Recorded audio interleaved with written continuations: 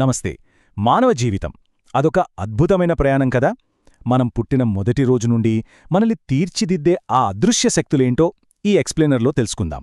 ఇది కేవలం సైన్స్ కాదు సుమా, ఇది అక్షరాలా మనందరి కథ. పదండి మొదలు పెడదాం. ముందుగా ఈ అద్భుతమైన కోట్ చూడండి. వృద్ధి శరీరాన్ని పెంచుతుంది, వికాసం సామర్థ్యాలను పెంపొందిస్తుంది, పరిపక్వత వ్యక్తిత్వాన్ని సంపూర్ణం చేస్తుంది. భలే ఉంది కదా.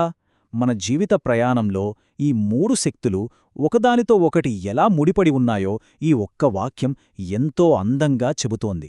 ఈ మొత్తం ప్రాసెస్ని గమనిస్తే మీకొక స్పష్టత వస్తుంది. గ్రోత్, డెవలప్మెంట్, అలాగే మెచ్యూరిటీ, ఈ మూడు ప్రాథమిక అంశాలు కలిసి మన జీవితానికి ఎలాంటి బ్లూప్రింట్ను గీస్తాయో మనమిక్కడ చూడొచ్చు. మన జీవిత ప్రయాణానికి ఇదొక రోడ్ మ్యాప్ లాంటిదన్నమాట.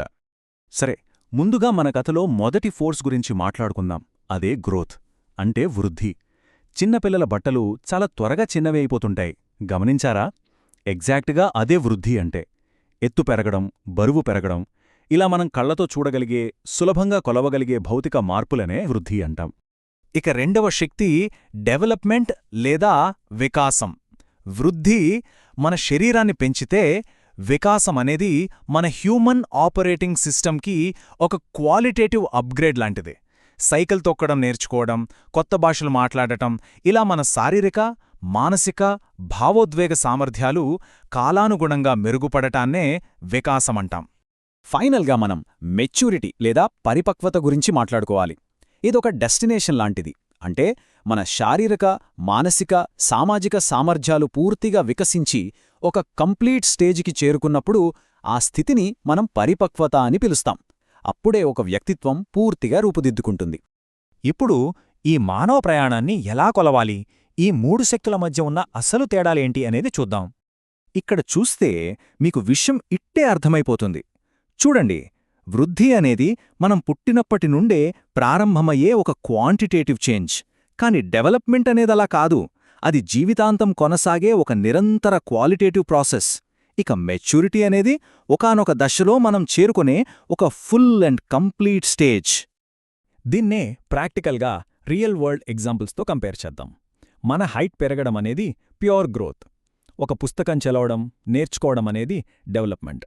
అదే ఒక కష్ట సమయంలో చాలా బాధ్యతగా ఆలోచించి నిర్ణయం తీసుకోవడం అనేది మెచ్యూరిటీకి నిదర్శనం. ఆసక్తికరంగా ఉంది కదూ? నెక్స్ట్, మన జీవితాన్ని మలిచే రంగాలు మరియు వాటిని ప్రభావితం చేసే కారకాలేంటో ఇప్పుడు తెలుసుకుందాం. మన జీవితం ప్రధానంగా ఒక 5 రంగాల చుట్టూ తిరుగుతూ ఉంటుంది. అవేంటంటే మన హెల్త్కి సంబంధించిన ఫిజికల్ డొమైన్, ఆలోచనలకు సంబంధించిన మెంటల్ డొమైన్, మన ఫీలింగ్స్ అంటే ఎమోషనల్ డొమైన్, 10 మందితో మనం ఎలా ఉంటామనే సోషల్ డొమైన్, ఇక ఫైనల్గా ఏది తప్పు ఏది రైట్ అని చెప్పే మోరల్ డొమైన్. ఇవన్నీ ఒకదానితో ఒకటి చాలా బలంగా ముడిపడి ఉంటాయి. ఒక మొక్క ఎదగడానికి గాలి, నీరు ఎలా అవసరమో, ఈ 5 రంగాలను ప్రభావితం చేసే బయటి శక్తులు కూడా కొన్నున్నాయి. మన హెరిడిటీ అంటే వంశపారంపర్య లక్షణాలు దగ్గర్నుంచి మన చుట్టూ ఉండే వాతావరణం, మనం తినే ఆహారం, ఆరోగ్యం, అభ్యాసం, మన సంస్కృతి, అలాగే మన ఆర్థిక సామాజిక స్థితిగతుల వరకు ఇవన్నీ మన డెవలప్మెంట్ను ఎంతో తీవ్రంగా ఇంపాక్ట్ చేస్తాయి. సరే, ఇదంతా ఒక క్రమంలో అర్థం చేసుకోవడానికి మానవ జీవితం అనే ఈ పుస్తకంలో ఉన్న 5 ముఖ్యమైన అధ్యాయాలను ఇప్పుడు ఒకసారి తిరగేద్దాం. మనందరి జీవిత ప్రయాణపు టైంలైన్ ఖచ్చితంగా ఇలాగే ఉంటుంది. 0 నుండి 2 ఏళ్ల వరకు శైశవదశ, అక్కడ్నుండి 12 ఏళ్ల వరకు బాల్యదశ, ఆపై ఎన్నో మార్పులు తెచ్చే కౌమారదశ, ఆ తర్వాత సుదీర్ఘమైన యువదశ, ఫైనల్గా వృద్ధాప్యం. ఈ కథలో మొదటి పేజీలు చూస్తే శైశవదశలో అంటే ఆ మొదటి 2 ఏళ్లలో ఫిజికల్ గ్రోత్ అనేది చాలా ర్యాపిడ్గా, అత్యంత వేగంగా ఉంటుంది. ఆ తర్వాత బాల్యదశకొచ్చేసరికి ఆ ఫోకస్ కాస్త నేర్చుకోవడం వైపు, డెవలప్మెంట్ వైపు మళ్ళుతుంది. కథ ముందుకు సాగుతున్న కొద్దీ వచ్చే కౌమార దశలో అంటే అడోలసెన్స్లో తీవ్రమైన శారీరక, మానసిక మార్పులు వస్తాయి. అవి మనల్ని అడల్ట్హుడ్కి సిద్ధం చేస్తాయి. ఆ యువదశలోనే మనం ఫుల్ మెచ్యూరిటీని, ఎన్నో బాధ్యతలను తీసుకుంటాం. ఇక చివరగా మన బలాలు, సామర్థ్యాలు నెమ్మదిగా తగ్గుముఖం పట్టే వృద్ధాప్యం వస్తుంది. ఇదంతా బాగానే ఉంది, కానీ అసలు ఈ జీవిత చక్రం గురించి అర్థం చేసుకోవడం మనకెందుకు ముఖ్యం? ఇదే మన నెక్స్ట్ టాపిక్. దీని ఇంపార్టెన్స్ చాలానే ఉందండి. ఈ ప్రయాణాన్ని డీకోడ్ చేయడం వల్ల మనుషుల ప్రవర్తనను మనం కరెక్ట్గా అర్థం చేసుకోగలం. మన విద్యా విధానాన్ని సరైన దారిలో పెట్టొచ్చు. ప్రతి ఒక్కరిలో దాగి ఉన్న అపారమైన పొటెన్షియల్ని వాడుకోవచ్చు.